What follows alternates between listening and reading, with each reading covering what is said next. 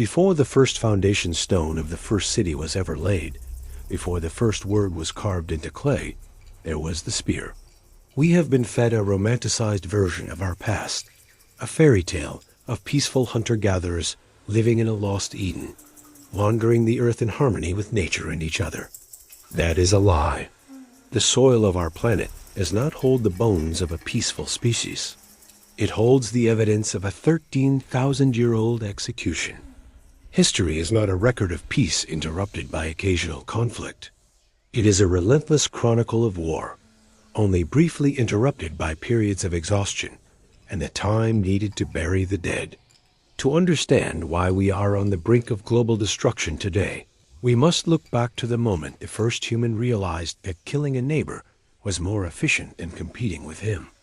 This is the true origin of war, not as a tragic accident, but as a calculated, cold-blooded evolutionary strategy that redefined the human race. The search for the first blood takes us to a desolate, sun-scorched site in modern-day Sudan, near the banks of the Nile, at a place called Jebel Sahaba. Here, archaeologists unearthed a secret that centuries of dust couldn't hide, a cemetery dating back over 13,000 years. But this was no ordinary burial ground. This was the scene of a prehistoric massacre. Of the 61 skeletons discovered, over half were riddled with violent trauma. Men, women, and even infants were found with stone-tipped arrows and spear fragments embedded in their spines, ribs, and skulls. Many of the wounds had no signs of healing, meaning the blows were lethal and final. This wasn't a random brawl between a few angry men. This was organized, group-on-group extermination. At Jebel Sahaba, we see the birth of the enemy. It proves that even before we had a word for country, even before we had a concept of property, we already had a sophisticated understanding of how to gather in groups to systematically wipe out those who weren't like us. But why did it start? Why would a biological species risk its own survival for the sake of a violent confrontation? The origin of war is rooted in the most primal and brutal reality of our existence: resource scarcity. In a world of shifting climates and unpredictable food sources, violence became the ultimate economic shortcut. If a rival tribe had a better watering hole or a cave that stayed warm in the winter, the fastest way to acquire those assets was not to negotiate, but to eliminate. In its most primitive form, war was the first business model. It was the original wealth transfer. But as our brains grew more complex, so did our reasons for the slaughter. We stopped fighting only for what we needed and started fighting for what we wanted: status, territory, and the submission of others. The great irony of human history is that the birth of civilization did not bring peace. It turned war into a global industry. When humans stopped wandering and started farming during the Neolithic Revolution, we didn't just plant seeds, we planted the seeds of total war. Agriculture created surplus. For the first time, we had more food than we could eat today. We built granaries to store that food, and by doing so, we created the world's most tempting targets. When we built walls to protect those granaries, we invented the concept of the siege. The moment a wall was built, the technology to tear it down followed immediately. The city and the soldier are twins, born of the same violent necessity. The first great empires of Mesopotamia, Sumer, Akkad, and Babylon, were not built on the strength of their trade alone. They were forged in the fire of professional armies. They were the first to realize that a state is only as real as the violence it can project across its borders. This brings us to the most terrifying development in the origin of war: the psychological invention of the other. To kill another human being is a difficult psychological barrier for most. Our brains are wired for empathy. To bypass this, ancient leaders discovered a powerful psychological weapon: dehumanization. If you can convince your people that the group across the river isn't truly human, that they are barbarians, savages, or soulless, then killing them isn't a crime. It's a moral duty. It's a cleansing act. This cognitive shift allowed small tribal skirmishes to scale up into the grand imperial conquests of the Bronze Age. War became a ritual of identity. You knew who you were by knowing who you were supposed to hate. This tribalism is the ghost in our modern machines. It is the same instinct that fuels a riot today or a drone strike tomorrow. As we examine the ruins of these first prehistoric battlefields, we see the blueprint for every conflict that has ever followed. The tools have evolved from flint and bone to bronze and iron, then to steel and gunpowder, and finally to silicon and atoms. But the human intent behind the weapon remains frozen in time. War is the dark shadow cast by the light of human progress. It is the engine that has driven every major technological innovation we possess. We often forget that the wheel, the chariot, the radio, and the internet were all accelerated or invented for the purpose of killing more effectively.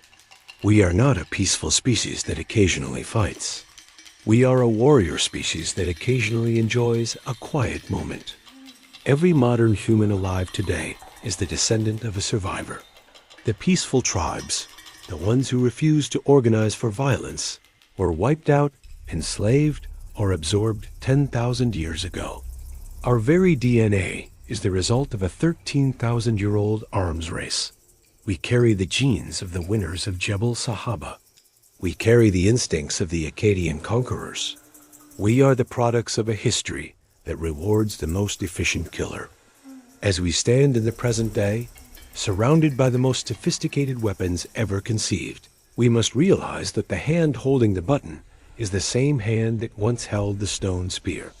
The setting has changed, but the predator remains the same. The move from simple stones to complex military structures was not a leap in morality, but a leap in efficiency. We must confront the uncomfortable truth that our greatest cultural achievements were often funded or protected by the spoils of conquest. The gold that decorated the temples of Egypt and the marble that built the Acropolis were often paid for in the blood of defeated nations. We have built our houses on a foundation of buried enemies. The silence of the dead is the quiet background noise of our civilization. Even the gods we created were grafted into the service of war. In every ancient pantheon, the god of war held a seat of supreme honor. From Ares to Mars, from Huitzilopochtli to Odin, we projected our own violent urges onto the divine to justify the carnage we inflicted on Earth. War was not just a human struggle. It was seen as a cosmic necessity. This deep-seated belief that conflict is holy or inevitable is the ultimate poison that remains in our collective subconscious, waiting for the next spark to ignite. As the nomadic tribes of the Neolithic era began to settle into the fertile crescents of the world, the nature of violence underwent a terrifying metamorphosis. War was no longer a desperate struggle between starving clans over a watering hole. It became a structured, deliberate, and highly technical instrument of statecraft. This was the era where the warrior died and the soldier was born. To understand the transition from tribal skirmishes to the grand imperial slaughters of antiquity, we must look at the moment when war stopped being about survival and started being about the expansion of the ego. The birth of the first true empires in Mesopotamia and Egypt was not a triumph of culture or law, but a triumph of logistics applied to the art of killing. The invention that changed everything was the surplus of grain. For the first time in human existence, a group of people could stay in one place and accumulate more wealth than they could consume. But wealth without protection is simply an invitation to disaster. The first kings realized that if they wanted to keep their grain, they needed a class of men whose only job was to kill anyone who tried to take it. This was the birth of the professional military class. Unlike the tribal warrior who hunted by day and fought by night, the professional soldier was a specialist. He was trained, fed, and equipped by the state. He didn't fight for his own family. He fought for a crown, a god, or a salary. This specialization allowed for the development of the phalanx, the chariot, and organized siege warfare technologies. that turned the chaotic bravery of the individual into the unstoppable momentum of the machine. The Bronze Age was the first great arms race of human history. Tin and copper were the oil of the ancient world, and nations went to war specifically to secure the mines needed to produce the metal for their swords. In the city-states of Sumer, we see the first evidence of heavy infantrymen wearing copper helmets, standing shoulder to shoulder behind massive wooden shields. This was the invention of industrialized death. It wasn't about who was the strongest individual. It was about which side could maintain their formation under the greatest pressure. When the Akkadian Empire rose under Sargon the Great, the world saw its first true superpower. Sargon didn't just win battles. He conquered nations. He understood that war was a tool to unify diverse peoples under a single bloody banner. His army was a moving city, a logistical nightmare that fed itself by stripping the lands it conquered, creating a cycle of violence that could only be sustained by further expansion. Then came the chariot, the ancient world's version of the main battle tank. The introduction of the horse-drawn chariot transformed the battlefield into a high-speed slaughterhouse. It combined mobility, protection, and firepower in a way that tribal societies couldn't even imagine. At the Battle of Kadesh, between the Egyptians and the Hittites, over 5,000 chariots clashed in what was, at the time, the largest military engagement in history. This wasn't a fight over a cave. This was a fight for the total domination of the Eastern Mediterranean. The cost of these wars was astronomical, forcing states to develop complex taxation systems and bureaucracies just to keep the war machine running. In a very real sense, the modern state was not created to provide services to its citizens, but to provide soldiers for its kings. The evolution of warfare forced a secondary evolution in architecture. Cities were no longer just places to live. They were machines designed to withstand assault. The thickness of a wall or the depth of a moat became the primary measure of a civilization's longevity. This era saw the rise of the siege, a slow and agonizing form of warfare where the goal was to starve an entire population into submission. The cruelty of the siege revealed a new level of human depravity, where the suffering of non-combatants became a tactical necessity. War had moved from the battlefield into the homes of the innocent. But as the weapons became more advanced, the justifications for war became more abstract and dangerous. We moved from fighting for food to fighting for glory and empire. War became a religious experience.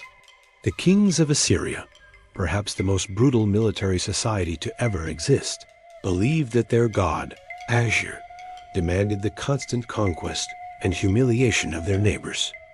They didn't just defeat their enemies. They erased them. They decorated their palace walls with reliefs of flayed captives and piles of severed heads.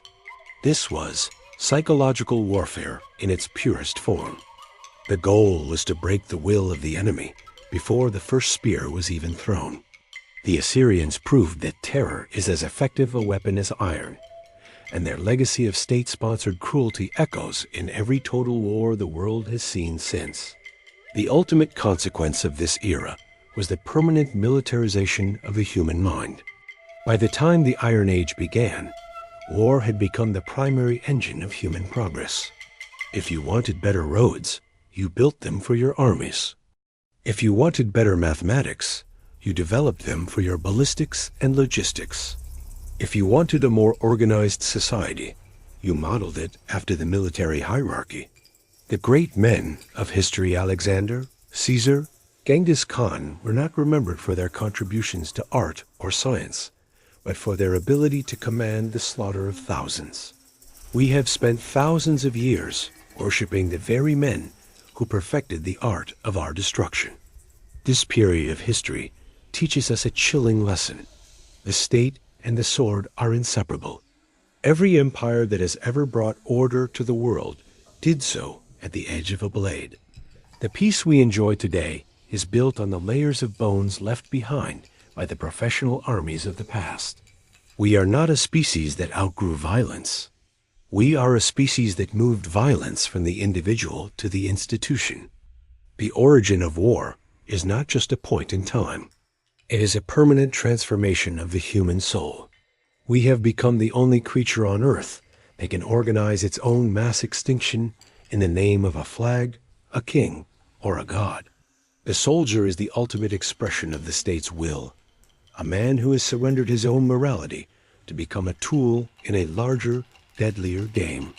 As iron replaced bronze, the scale of death reached levels that were previously unimaginable. Iron was cheaper and more abundant, meaning that war was no longer an elite sport for kings and chariots. It was now accessible to the masses. Entire populations could be armed, leading to the rise of the mass conscription armies that would eventually define the fate of Rome and its rivals. The democratization of the sword meant that war was now a permanent feature of human life. We had created a monster that could no longer be put back in its cage. The machine of state-sponsored violence was now self-sustaining, feeding on the very civilizations it claimed to protect. Aquí está o ato 3, o encerramento da obra. Est capitulo foca na industrializaca da morte, na era atámica, e no paradoxo final da nossa espécie. Mantendo o padrão de 900 palavras, Tom Sombrio e sem phrases de transição, pronto para ser colado, logo após o ato 2. The Origin of War. Act 3, The Silicon Apocalypse. The arrival of the Industrial Revolution marked the final, most terrifying evolution in the history of human conflict. For millennia, war was limited by the strength of a man's arm or the endurance of a horse. But the moment we harnessed the power of steam and coal, we did not use it to end suffering. We used it to automate slaughter. The factory and the battlefield merged into a single seamless entity. War was no longer a series of battles. It became a mathematical equation of production. This was the birth of total war, where the distinction between the soldier and the civilian vanished forever. The world became a giant furnace, fed by the bodies of millions. As nations realized that the winner of a modern war was simply the one who could build machines of death faster than the other could destroy them. The trenches of the First World War were the ultimate laboratory for this new reality. In the mud of Europe, the ancient instinct to fight became a bureaucratic process. Men were no longer warriors. They were raw material, processed by machine guns and pulverized by heavy artillery. The invention of chemical weapons showed that even the very air we breathe could be weaponized. We had reached a point where human courage was irrelevant in the face of industrial efficiency. A teenager with a week of training could pull a trigger and erase a lifetime of experience and wisdom from a distance of 1,000 yards. This was the death of the heroic myth of war. There is no glory in a gas mask, and there is no honor in being buried in a crater by a shell fired from a horizon you cannot even see. But even this horror was merely a prelude to the atomic age. In August 1945, the origin of war reached its logical, devastating conclusion. We finally found a way to weaponize the very fabric of reality. The split atom represented the ultimate shortcut to the extinction we had been practicing since Jebel Sahaba. For the first time, humanity possessed the power of a god, but we retained the ethics of the predator. The nuclear era created a strange, frozen peace known as mutual assured destruction. We didn't stop fighting because we became more moral. We stopped because we realized that in the next great war, the victor would inherit nothing but a planet of ash. We are the first species in the history of the universe to pay for its own destruction and call it security. The nature of the enemy has also undergone a digital transformation. We have moved the battlefield into the realm of silicon and light. Cyber warfare and autonomous drones have removed the human element even further from the act of killing. We now live in an era where a pilot in an air-conditioned room on one continent can press a button and extinguish a wedding party on another.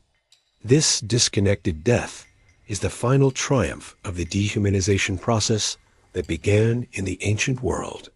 When war becomes a video game, the moral weight of taking a life evaporates. We are creating a world where the machines themselves will eventually decide who lives and who dies, based on algorithms that have no concept of mercy or regret. The spear has become a line of code, but the intent behind it is still as sharp and primitive as a piece of flint. We must ask ourselves if a species born in the fire of resource scarcity and tribal hatred can ever truly evolve past its origins. We have spent 13,000 years perfecting the art of the massacre, and only a few decades trying to imagine a world without it. Our technology has outpaced our biology. We carry the brains of frightened apes, filled with the desire for dominance and the fear of the other, but we wield the power to crack the world in half. This is the great filter of our civilization. If we cannot reconcile our ancient instincts with our modern power, we are simply another failed experiment in the dark history of the cosmos. The ruins of our future will look very much like the cemetery at Jebel Sahaba. Only the scale will be planetary. The importance of war in human history cannot be overstated, but not for the reasons the monuments tell us. War is important because it is the mirror that reflects our true nature. It shows us that beneath our clothes, our laws, and our religions, we are still the creatures who believe that violence is the answer to fear. Every border on every map is a scar left by a blade. Every language we speak was spread by an army. Every piece of technology we hold was paid for by a military budget. We are the children of the sword, and the sword is now pointed at our own throats. To ignore the origin of war is to ignore the primary force that built our world, but to continue its legacy is to ensure our end. The ultimate consequence of war is not the fall of an empire or the rise of a new king. It is the permanent scarring of the human collective unconscious. We have been traumatized by our own history. We live in a state of permanent anxiety, waiting for the next conflict, the next collapse, the next explosion. This fear is what keeps the war machine running. We build weapons because we are afraid of the weapons our neighbors are building. It is a closed loop of paranoia that has no exit. The peace we celebrate is often just a tactical pause, a chance to reload and recalibrate. We have become so addicted to the cycle of conflict that we can no longer imagine a global economy that isn't dependent on the production of tools for destruction. As we move deeper into the 21st century, the resources we once fought over, water, land, and food, are becoming scarce once again due to a changing climate. The prehistoric conditions that triggered the massacre at Jebel Sahaba are returning, but this time, the tribes are armed with hypersonic missiles and biological pathogens. We are circling back to our origins, coming full circle to the primal struggle for survival. The question is no longer who will win the next war, but if anything will survive it. We are the only species that has turned its own ingenuity into a suicide pact. The origin of war was a stone. The end of war may be the silence of the stars. History doesn't repeat itself, but it rhymes in the key of violence.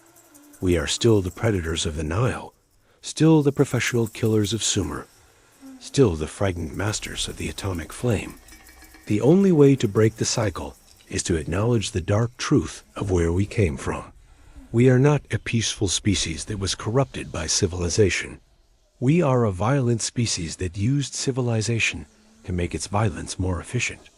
Until we accept that the enemy is not across the border, but inside our own DNA, the spears will never truly be lowered.